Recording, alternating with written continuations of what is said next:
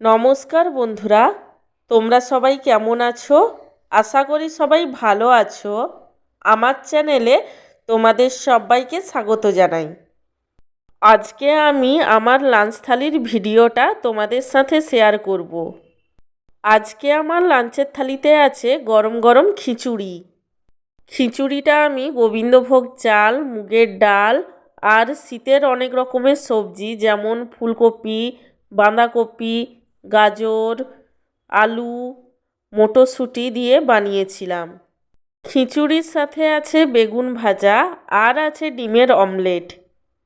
শীতের দুপুরে লাঞ্চের থালিতে এরকম মেনু থাকলে শীতের দুপুরটা জাস্ট জমে যায়।